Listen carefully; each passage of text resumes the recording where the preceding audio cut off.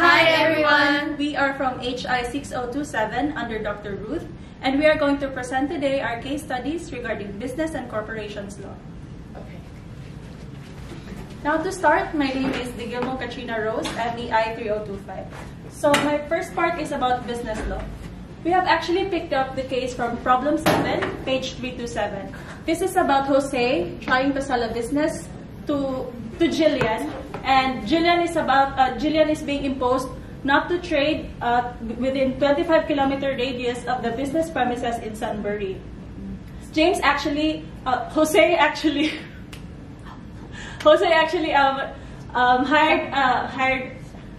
hired a local business sales agent and introduced him to Jillian. Now, the issue in this problem is whether the restraint clause imposed by Jillian, which is for Jose not to trade in the retail of sporting goods within 25 kilometers for a period of 5 years from the shop, is valid or not. So, applying our learnings from the class, we have found out 3 rules applicable to this problem. First is that all contracts in restraint of trade are considered void unless proved that the restraint is reasonable under the circumstances. Void meaning inexistent from the start. There are 3 reasonable elements in the examination of the restraint passed, including the nature and location of the business, the period of time involved, and the objectives and goals of the business activities. In a sale of business agreements, the court laid down 2 tests for reasonableness, as in the case of Nordenfelt versus Maxim Nordenfelt Guns and Ammunition Companies Limited.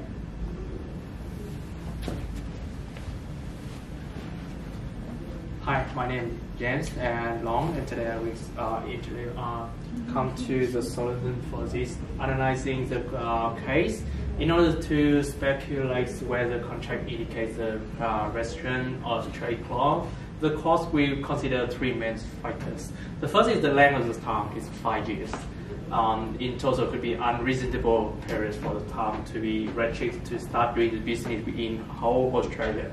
And the second is the geographic area, 25 kilometer radius of the business premise in Sunbury. And the third is the objective and goals of the business activities supporting goods companies. So to possibly protect the buyers, the restriction of trade clause draft must have a cascading clause. And so for instance, we have like 3 years from complement, 2 years from complement, and 1 year from complements.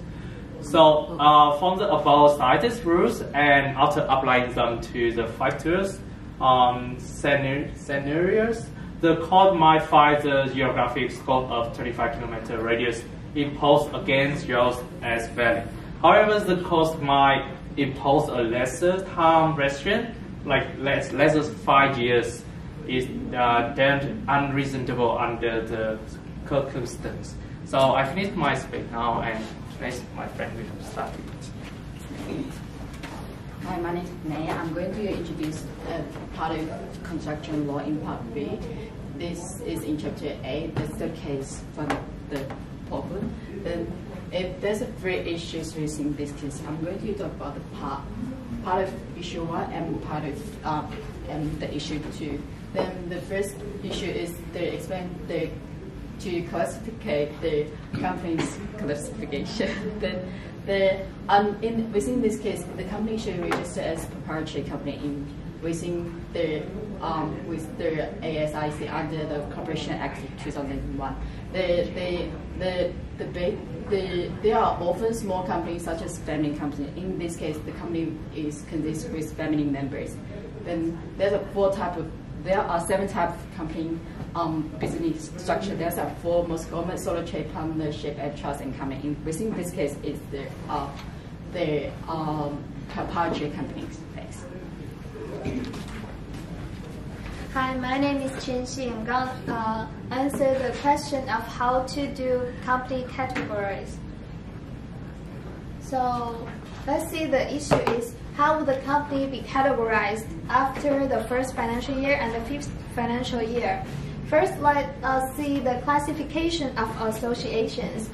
To distinguish a small proprietary company from a big one, we have to look from 3 aspects. The first is annual gross operating revenue, and then is gross asset and the number of employees.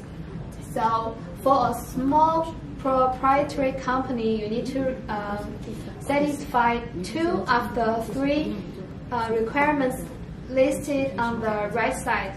So the company figure is that it will reach gross assets of at least 5 million and have estimated gross revenue of 10 million, and it will employ 20 full-time people. So all the 3 figures satisfy the small proprietary company requirements.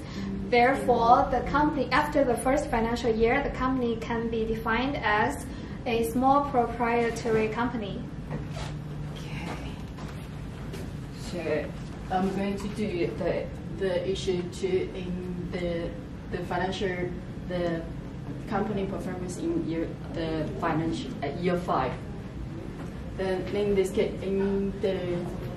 by the end of year 5, the company should register as a large proprietary company according to the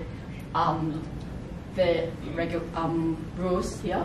Then the rules here is like any company like more than 25 million gross operating revenue and more than 12.5 million gross asset will be considered as the large proprietary company. But in this case, the company has the gross asset have increased to 13 million and is have the gross revenue of 26 million, which is satisfied the large proprietary company requirement. So to conclude that the difference between the small and large, the small have like less disclosure in report requirement than compared to the large company. In the large proprietary company, they have very different in report and accounting and auditing application than the small companies.